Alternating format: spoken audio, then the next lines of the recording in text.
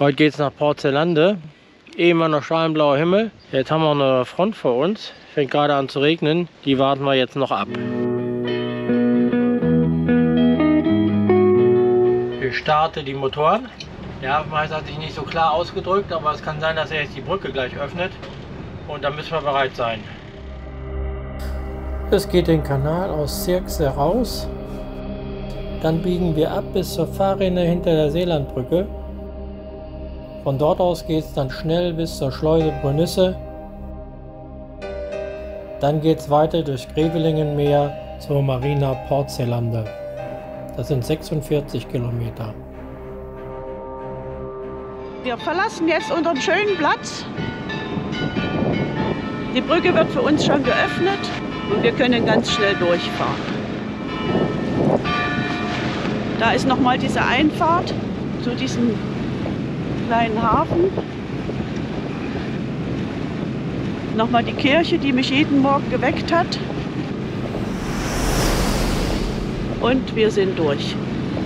Es hat uns sehr gut gefallen und das Restaurant hier auf der linken Seite kann man auf jeden Fall empfehlen.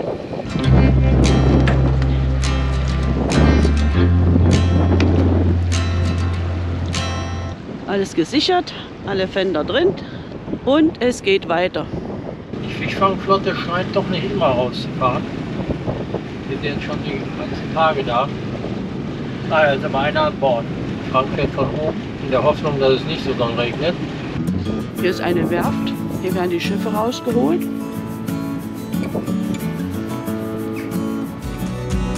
So wie wir reingekommen sind, müssen wir auch wieder rausfahren.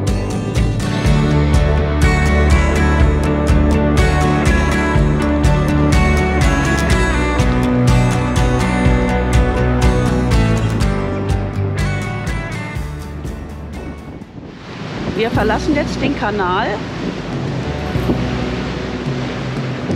und fahren wieder raus aufs offene Wasser. Auf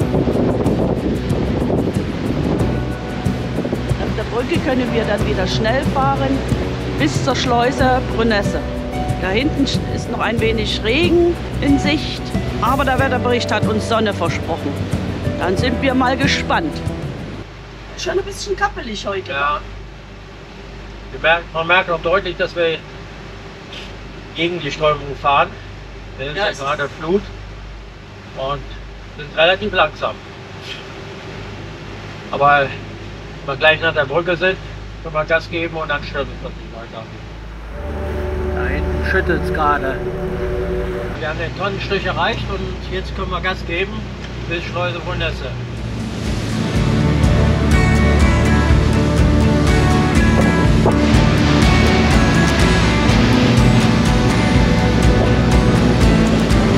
Da hinten ist es ganz schön dunkel.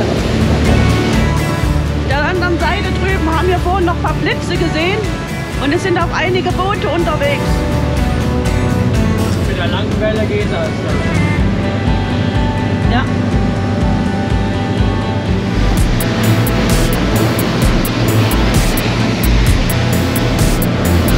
Ah, die Gischt geht ganz schön hoch.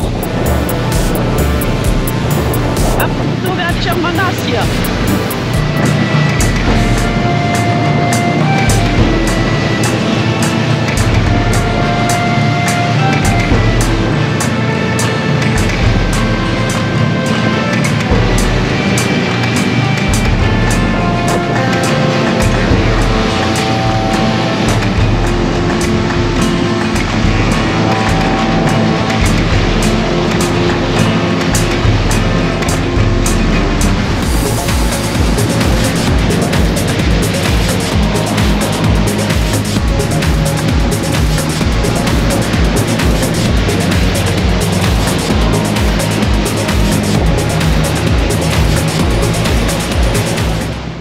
Kurzer, schneller Ritt.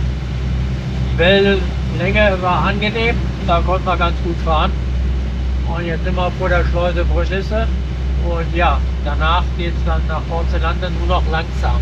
Ich hoffe, die Schleuse ist heute nicht wieder kaputt wie beim letzten Mal, sodass wir tatsächlich Porzelande auch erreichen. Wir nähern uns der Schleuse. Hat gerade auch die Brücke geöffnet. Und es zieht hier wie Hechtsuppe. Uiuiuiui. Ich glaube, hier vorne sind Muschelbänke. Hier werden die leckeren Muscheln geerntet. Es fahren welche rein von hinten, das heißt, wir haben noch einiges an Wartezeit.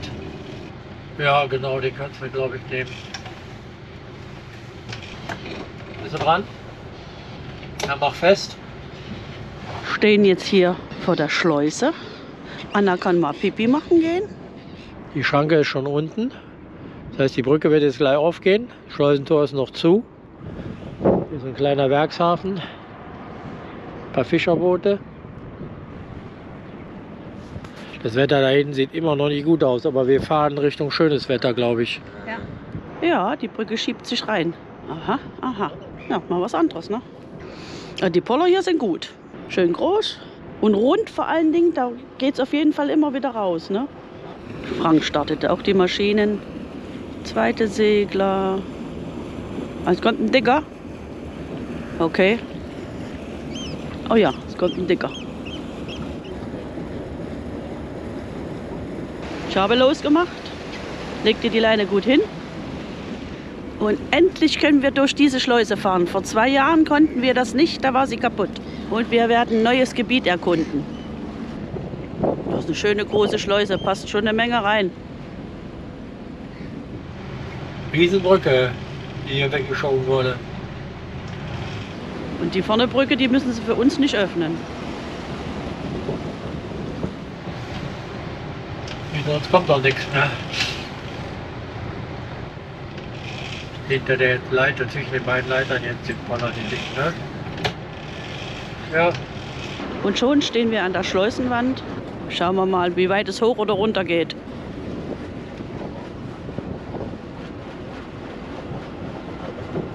Schöne große Schleuse für uns ganz allein. Ja, wir brauchen die Brücke nicht. Jetzt geht die Schranke runter. Und dann geht die Brücke auf. Aber guck mal, wie viel da hinten sind da Segler ohne Ende. Und Schwalben, die hier so tief fliegen. Und wenn Schwalben tief fliegen, bedeutet das Regen.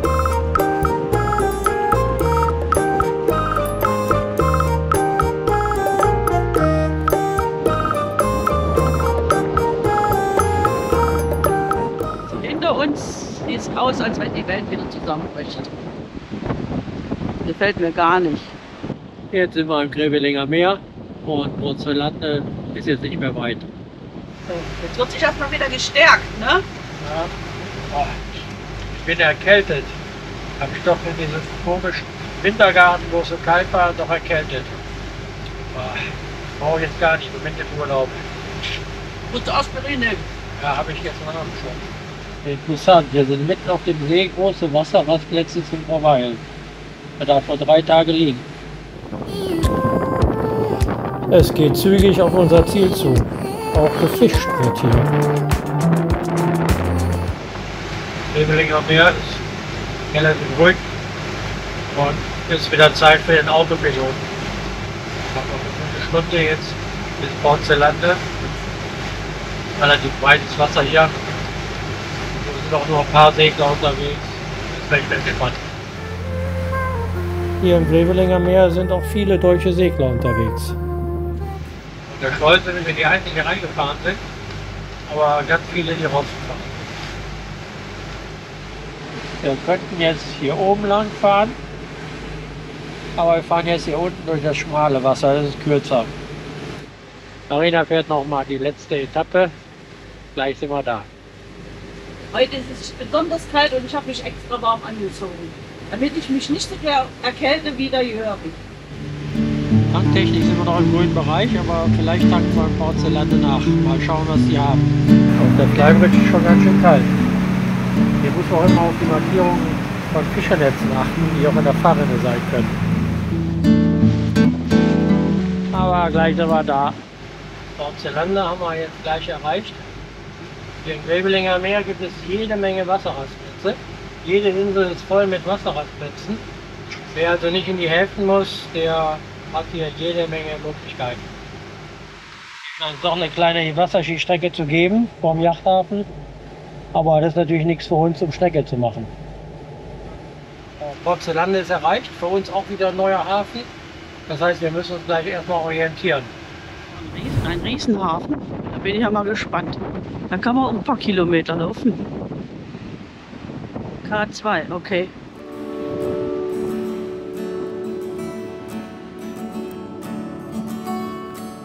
Drehst du auch?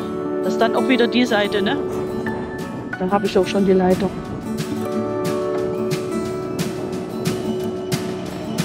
Jetzt hier wieder auf den Teller.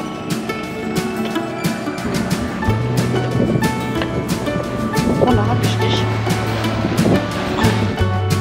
Wir können noch einen weiter vor. Ja, ich hab nicht. Dann geh von Bord. Mach es von Bord aus. Du kannst runtergehen. Noch fest. Man kämpft noch mit dem Strom. Alle 4 nix? Alle 4? Alle im Eimer. Ja, sonst muss man über den Deich gehen und 2 Kilowatt holen. Genau. Mindestens 2 von den hinteren Säulen funktionieren. Dann gehen wir mal weiter. Ich gucke. Ja, wir haben Strom. Der Passantensteiger K ist gleichzeitig der Sales Boulevard. Wir haben hier schönen Platz erwischt. Windig ist es überall. Von daher ist egal, aber der Wind drückt uns auf den Steg. Alles gut.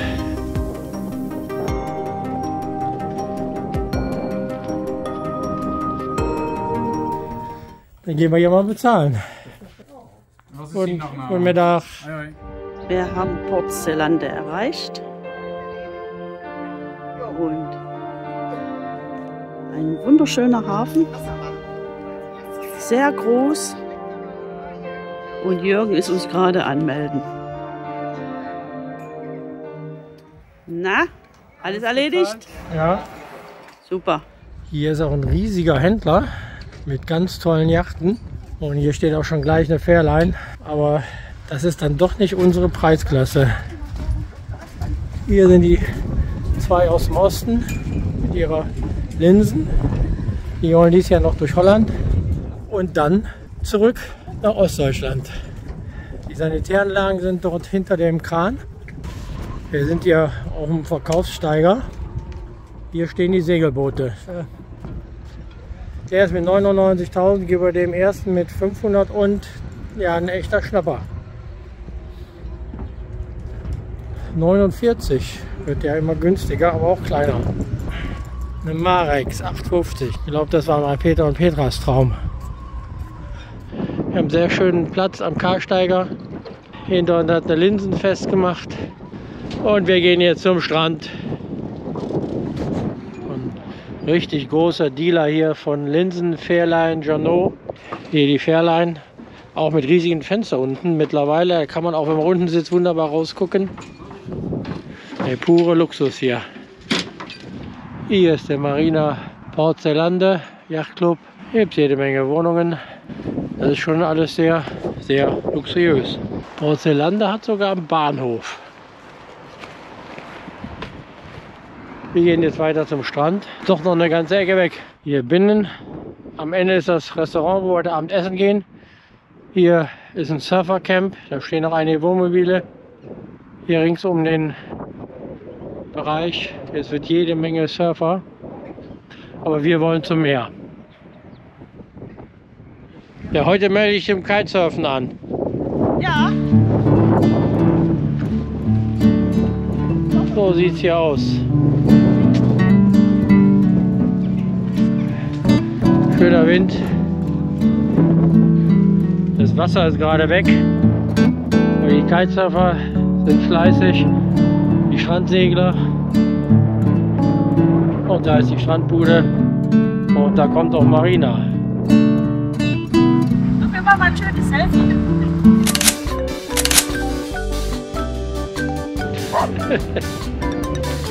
Und Anna ist hinterher.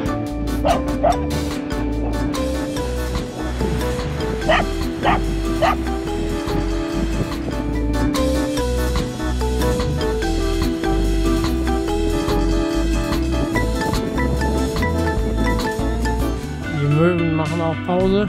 Wenn das Wasser wegläuft, dann finden die natürlich immer viel zu fressen. Hier ist schön flach, ideal für die Kitesurfer. Wunderschön. Wenn ihr ein paar Miesmuscheln sammelt, könnt ihr heute Abend Muscheln machen. Sowas mal ausprobieren wäre sicherlich auch cool. Aber so alleine traue ich mich da nicht. Eine kleine Pause im Strandlokal.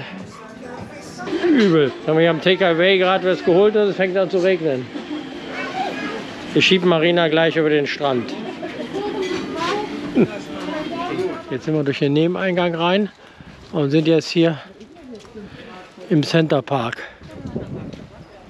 Und geradeaus geht es wieder in den Hafen zurück. Das hier ist jetzt alles Center Park und anschließend ist gleich der Hafen. Und dann können wir jetzt hier langlaufen. Was ist das jetzt für ein Hotel? Ferienwohnung? Nee, Ferienwohnung. Für Coop. Kannst du kaufen. Ja. Kannst du mal anrufen? Ja, ruf mal an. Ja, aber Korridor Porzelande.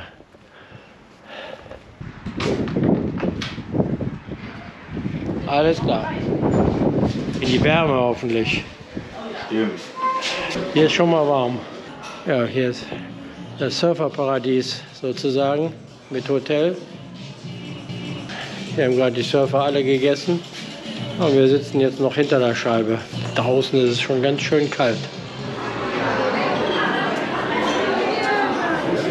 Und was ist das hier? Thai-Curry. Thai-Curry. Und ja, Schnitzel. Schnitzel. Überbacken. Ich habe schon mal die Pommes zu meinem falschen Salat. Und da ist mein Fischsalat. Oh, das Surf-Equipment. Der erste Abend mit lecker Essen hier am See geht zu Ende. Auch dieses Restaurant war gut und kann man empfehlen. Er hat sich das Teak neu machen lassen. Ja, so interessantes Modell, aber habe ich noch nie gesehen. Aber kommst du auch an der Seite nie drauf? Nein, überhaupt nicht.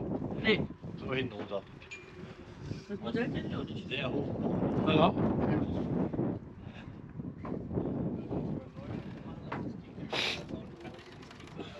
Diese Plastik.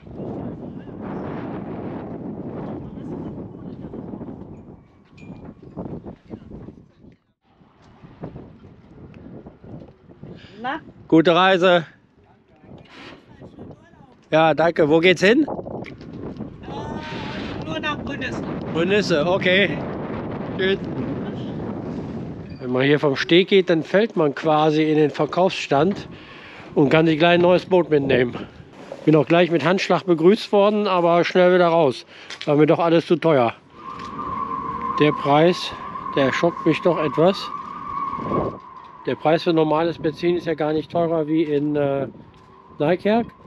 Aber der Preis für Diesel, der schockt mich doch. Da muss ich sagen, da rudern wir besser oder wir ziehen unser Boot mit dem Schlauchboot. Aber für 2,20 € tanke ich nicht. Oder möchtest du hier tanken? Nein, wir tanken in Wilhelmsstadt. Beiden Enden des Hafens befindet sich so ein Toilettengebäude am Steg. Andere befindet sich ganz hinten. Und die Steganlage kommt man nur mit dem Code. Und daher stehen die Türen zu den Sanitäranlagen auch auf. Ja, hier sind die Herren. Schön mit den Brücken und den Tapeten. Toiletten, aber die Duschen, Toiletten, alles Toiletten, Toiletten, Toiletten.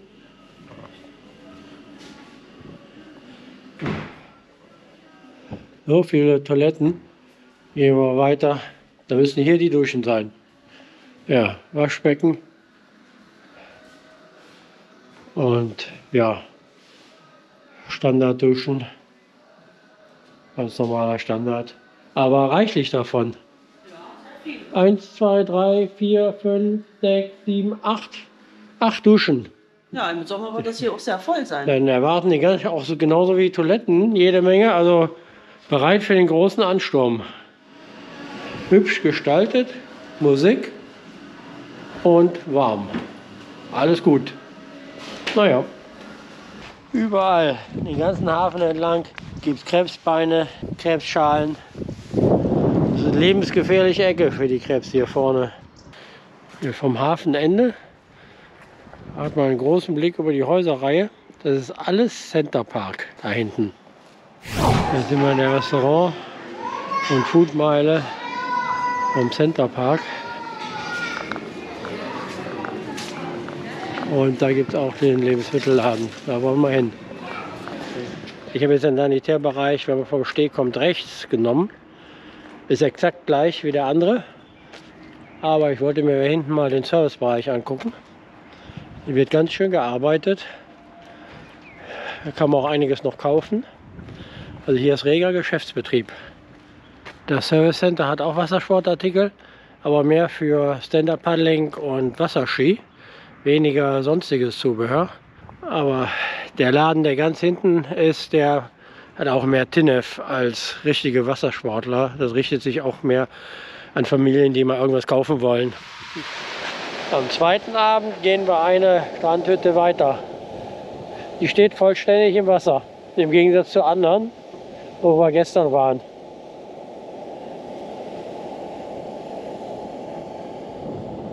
Da hinten. Ich hätte gedacht, der Strand wäre mehr überspült. Auf geht's zum Strandclub. Ja, auch ganz schön voll. Haben eine wunderschöne Location mit Surf and Turf. Genau, Surf and Turf. Und zweimal Hummer.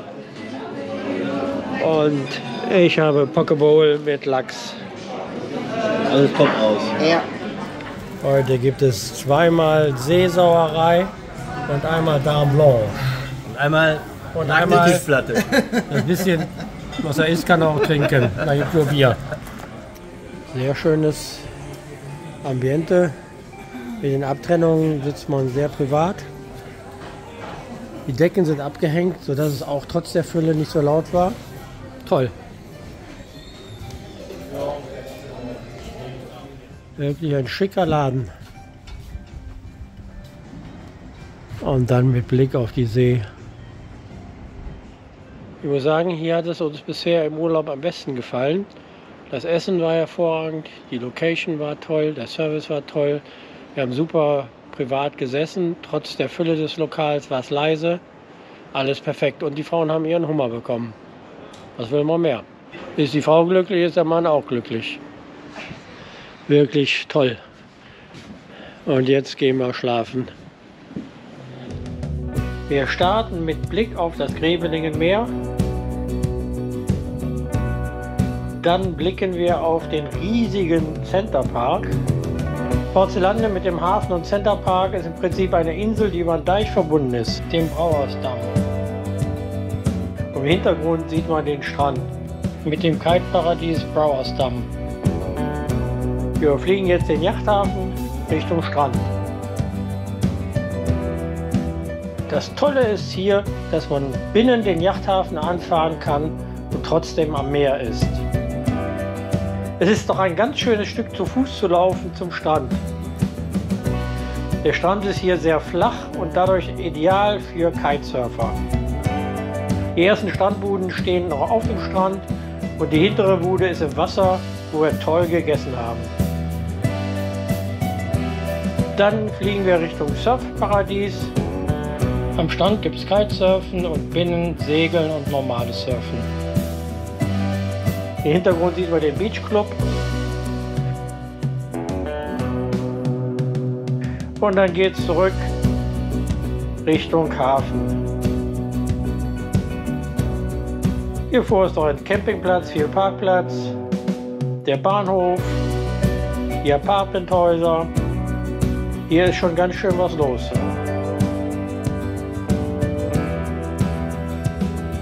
Das ist der Blick Richtung Norden.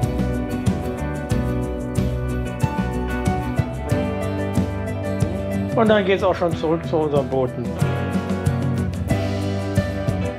Porzelande ist ein tolles Revier. Man hat ja auch gleich einen Centerpark angeschlossen. Dadurch hat man extrem viele Freizeitmöglichkeiten. Gerade Familien mit Kindern, die können hier alles machen. Hier gibt es praktisch jede Art von Wassersportmöglichkeit. 500 Meter bis zum Strand. Da hinten kann man surfen, Kitesurfen, tolle Strandbuden mit super Essen. Hier haben wir hervorragend gegessen. Das ganze Umfeld ist einfach toll. Ja, klare Empfehlung, hier mal hinzukommen. Das Wetter hätte das besser sein können. Es war doch sehr windig, dadurch war man doch etwas eingeschränkt. Aber ansonsten ist es eine tolle Location. Nur tanken möchte ich hier nicht. Das ist einfach zu teuer.